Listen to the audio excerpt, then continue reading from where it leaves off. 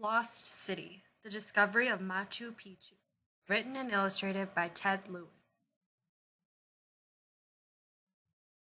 In his first journey to South America, Yale professor Hiram Bingham longed to explore the hidden lands that lay beyond the snow-capped peaks of the Andes. Legend had it that the lost city of the Inca Vilcapampa lay there. Bingham was determined to discover it. So in 1910, the Yale Peruvian expedition was organized. Finally, in July 1911, Bingham and his fellow adventurers arrived in Cusco, the first capital city of the Inca. What lay ahead for them was far from what they had expected, and more amazing. Our story begins high in the mountains of Peru.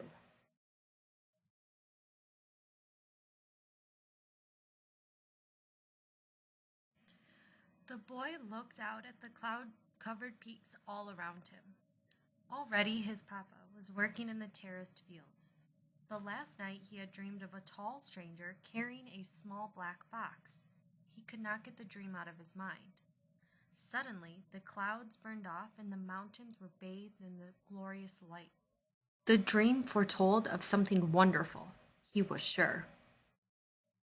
60 miles south in Cusco, Hiram Bingham gazed thoughtfully at the old Incan stone wall. He had come to Peru in search of Vilcapampa, the lost city of the Inca. But right here was the most beautiful stonework he had ever seen. Huge stones cut so perfectly that not even a razor blade could be slipped between them. The Inca had no iron tools to carve them, no wheel or draft animals to move them. The wall had withstood time and earthquakes. How had the Inca built them? It was a mystery. He walked through the cobbled streets of the old capital. The Spanish had come to the city, conquered the Inca, taken their gold, and built churches over their temples. Suddenly he stopped. Before him was the famous Temple of the Sun. He placed his hands on the sun-warmed stones, so beautifully carved, as if they had grown together.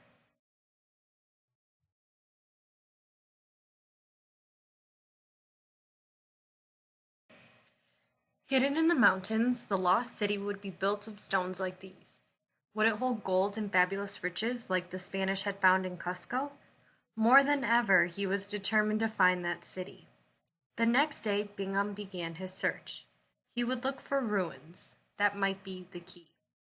He and his party, accompanied by military escort Sergeant Carrasco, left by mule train for the sacred valley of the Urubamba River.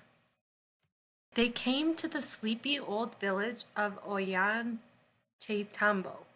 long ago an important city. Its ancient stone terraces stepped up into the clouds. "Are there any ruins nearby?" Bingham asked. He went door to door. He sat for hours in the cantina. "Are there any ruins near here?" he asked anyone who came in. "Do you know of the lost city of Vilcapamba?" No one knew of it. Traveling north, the adventurers came upon a remote and wild canyon. Granite cliffs rose thousands of feet above the roaring rapids of the Urubamba River. In the distance were snow-capped mountains over 3 miles high. Bingham's determination to find the lost city grew with each turn of the increasingly wild trail.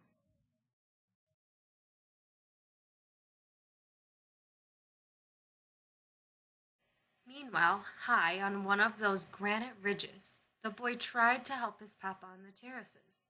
But he couldn't shake the dream from his mind. Who was this stranger with the black box? When would he come? What was in the black box? Anxiously, he searched the mountains for a sign. Far below, in the valley, Bingham's party camped on a sandy beach alongside the thundering rapids of the Urubamba. Days had gone by.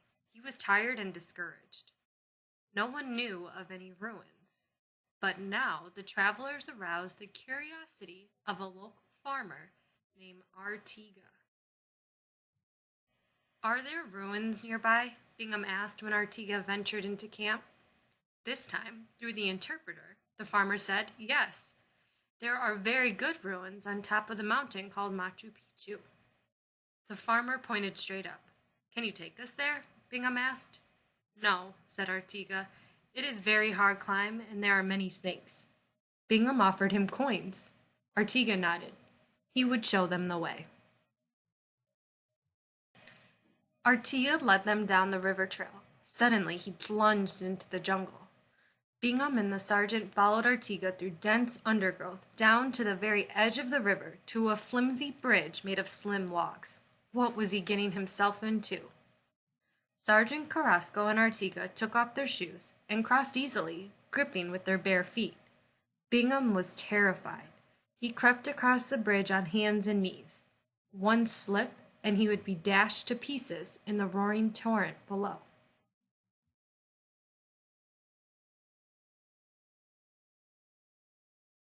They climbed the bank into dense jungle. Now the slopes were slippery and the heat terrible. Artiga had warned them of the fer-de-lance, a very venomous snake. Bingham's eyes searched the jungle. Up and up they climbed. The wide river was now but a silver thread far below. Artiga could think of nothing but the fer-de-lance. Sergeant Carrasco thought about his good sturdy shoes. Bingham thought of nothing but the lost city. They cut their way through tangled thickets. Up and up they climbed.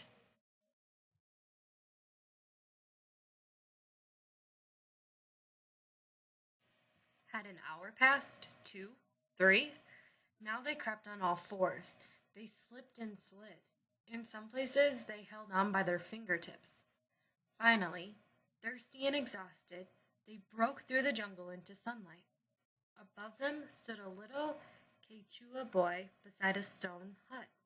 What could he be doing at the top of this mountain? Ama Yulia, Ama Kea, Ama Sua. Don't lie, don't be lazy, don't steal. The boy called out in the traditional Quechua greeting.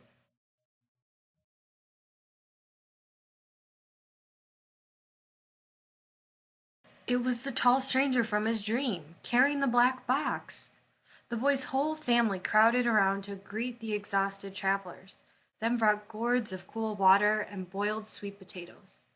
Bingham, still gasping for breath, asked, "Where are the ruins?" The boy said, Amway, come, come." Bingham and the sergeant left Artiga behind and followed at the boy's urging. Amway, he kept saying. At first, they saw only stone terraces like the ones they had seen at Ollantaytambo. They looked as if they had been recently cleared of jungle and the vegetation burned off in order to plant crops. But there were no ruins, just more jungle beyond. Bingham had climbed this mountain and found no lost city. Amway. Still, the boy beckoned him into the jungle beyond. Weary and discouraged, Bingham followed. At first, all he saw were bamboo thickets and more tangled vines. Then he looked closer. Through the vines, he saw stones, Inca stones, then walls, beautiful stone walls. They were covered with mosses and trees. Jue, see, the boy whispered, pointing ahead to a curved stone wall. Bingham pushed his way to it and placed his hands on the fine granite stones. A sun temple, more beautiful even than the one in Cusco. They came to a grand stone staircase. Where could this lead? What else was here? Away, the boy called. At the top of the staircase was a clearing, a small vegetable garden, and then a temple built of enormous stones, grander than any Bingham had ever seen. It stole his breath away. Something was going on here. He could sense it. Something just beyond his eyes. What was it? He followed the boy to another temple, as magnificent. This one had 3 windows, but now he looked across the countryside. He looked past the thickets, past the vines. He began to see the outlines of stone streets and stone cottages. He began to see the outlines of a city. "Here, boy," he said as he opened the black box that he had been carrying, extended the bellows, and focused his camera. first picture would be of the boy who had led him to Vilcapampa, lost city of the Incas. But about this, Bingham was wrong. When the vines were removed and the tales told, he had discovered not Vilcapampa, but a place even more amazing.